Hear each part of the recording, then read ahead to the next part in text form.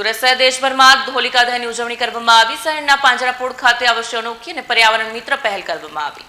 પાંજરાપોળમાં ગાયના છાણથી બનાવવામાં આવેલા સ્ટીક દ્વારા વૈદિક પદ્ધતિથી હોળી પ્રગટાવવામાં આવી। આ પહેલનો મુખ્ય હેતુ વૃક્ષોનું રક્ષણ કરવાનો છે, જેથી લાકડાના અતિરિક્ત ઉપયોગથી થતા વૃક્ષ કાપને રોકી શકાય અને પર્યાવરણનું સંતુલન જળવાઈ રહે।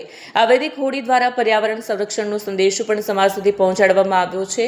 ઓછો ધુમાડો અને પ્રદૂષણ થવાથી વાતાવરણને દૂષિત થતું અટકાવવામાં મદદ મળશે તેવી આશા વ્યક્ત કરવામાં આવી। આ પ્રસંગે મોટી સંખ્યામાં લોકો ઉપસ્થિત રહી ધાર્મિક ભાવનાથી ઉજવણીમાં જોડાયા હતા। મારું નામ શાસ્ત્રી નરેન્દ્રભાઈ રાવલ છે। હું સુરતમાં રહું છું। પ્રતિ વર્ષ સુરત પાંજરાપોળ વિસ્તારની અંદર આ વૈદિક હોલિકા પૂજન કરવામાં આવે છે। હર વર્ષે હરેક મહાનુભાવો આવી અને હોલિકાની પૂજા કરી અને પોતે ધન્યતાને અનુભવે છે।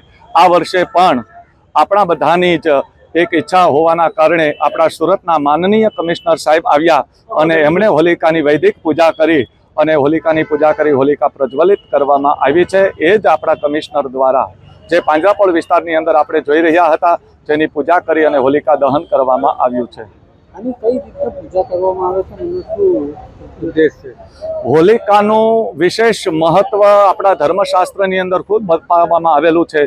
ષોડશોપચાર વિધિના ક્રમથી હોલિકા માતાની પૂજા કરવામાં આવે છે, જે આપણા કમિશનર સાહેબે પૂજા કરી અને હોલિકાને પ્રજ્વલિત કરવામાં આવી છે। ગાય માતાના પવિત્ર પદાર્થો જે છે ગોબર ઇત્યાદિ, એ જ ગાય માતાના પવિત્ર પદાર્થો દ્વારા એની સ્ટીક બનાવવામાં આવે છે અને પ્રતિ વર્ષે પવિત્ર પદાર્થ દ્વારા જ આ હોલિકાની પૂજા કરી હોલિકા દહન કરવામાં આવે છે, જેથી કરી સૃષ્ટિનું રક્ષણ થાય, તમામ પ્રકારની આસુરી વૃત્તિ દૂર થાય અને દૈવી શક્તિનો પ્રાદુર્ભાવ થાય। એ જ ભાવ સાથે આપણે અહીંયા હોલિકા પૂજન કરવામાં આવ્યું છે।